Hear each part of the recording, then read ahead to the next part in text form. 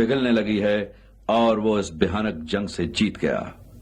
वीरों के लिए तो वाकई जब से होश संभाला तब से ही अपने दिलो दिमाग में मैंने सबसे ऊंचा मकाम पाया।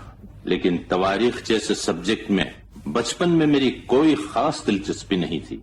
मैं सिसिल बी द मिल की अंग्रेजी फिल्में बहुत देखा करता था तब, और उनसे ही मुतासिर होकर मैं अपने देश की तवारीख पर गौर करने लगा। उस वक्त मुझे ख्याल आया कि हमारे देश को ऐसी फिल्मों की बहुत जरूरत है। जब मैं शुरू फिल्मों में आई थी तो मेरी आवाज बहुत धीमी थी। तो सीआईडी और प्यासा की शूटिंग होती थी तो रिकॉर्डिस्ट ने कहा, वहीदा जी वो जो रिकॉर्डिंग का कांटा है वो सलाम तक तो नहीं कर रहा है, आपकी आवाज ही नहीं निकलती, लिप जरूर हिलते हैं, आवाज नहीं निकलती। और देखिए इतने बरसों के बाद आज मैं माइक पे बैठी हूँ और आप लोगों से बातें कर रही हूँ और आपको सुना रही हूँ अपने बचपन के और पुराने किस्से। मेरे चाचा जी श्री केसरी अपने जमाने के विख्यात गायक थे। देश के बड़े बड़े गायक और वादक कलाकारों का हमारे घर में आना जाना था। मैं इन लोगों के गीतों को सुन सुनकर याद कर लेता और फिर स्कूल में जाकर अपने साथियों को सुनाता और उन पर धाक जमाता था। मैं जब 12 साल का था, राज जी मेरे गुरु बने और गुरु दक्षिणा मैं तो नहीं दे पाया उन्हें, उन्होंने मुझे गुरु दक्षिणा दी एक कैमरा के तौर से, और तब से मुझे फिल्मों का शौक है। मैं बनकी मेरे वक्त में अभिनेताओं को खुद गाना पड़ता था, चाहे उनके गले में सुर हो या नहीं। इसलिए ज्यादातर गाने सीधे सीधे और सरल बंदिश में बनाए जाते थे। 1956 में मैं जब बंबई आया तो 2 सपने लेके आया था। एक तो हीरो बनूंगा और दूसरा सपना था कि 3 लाख रुपया कमाऊंगा।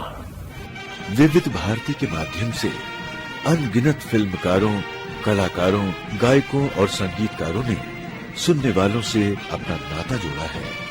शशि जी, मनोज जी, धर्मेंद्र जी, ये लोग जो आए थे वो सब नए थे, उनके साथ कोई काम करने के लिए तैयार नहीं था, तो मैंने हाँ किया।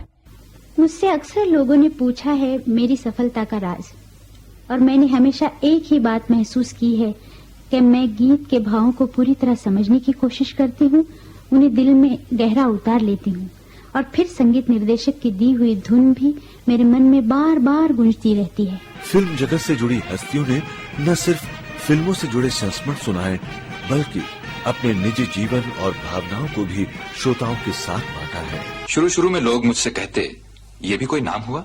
अमिताभ, बड़ा अजीब सा नाम है। मेरा नामकरण मेरे डैडी ने किया था और मुझे विश्वास था कि उनकी अन्य रचनाओं की तरह एक दिन मुझे भी लोगों का भरपूर प्यार मिलेगा, और आज मेरा यह विश्वास रंग लाया है। मेरी झोली आप लोगों के प्यार की दौलत से भरी है। अमित जी ने मेरा नाम रखा वीसीआर। बोला यार ये तो वीसीआर है यार, पूरा टेप कर लेता है। रावण की तरह हंसते हैं अमिताभ बच्चन, ऐसा हंसते हैं, बहुत हंसते हैं, वो एंजॉय करते हैं। गीत, संगीत और प्रेम बन जाते हैं, हो जाते हैं, किए नहीं जाते।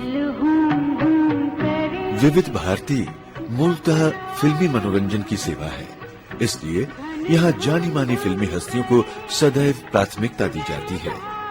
आज विविध भारती के पास फिल्म और संगीत जगत की हस्तियों की जितनी रिकॉर्डिंग्स हैं, उतनी शायद कहीं और नहीं होंगी। कई साल हुए हम लोग एक फिल्म की शूटिंग कर रहे थे दार्जिलिंग में।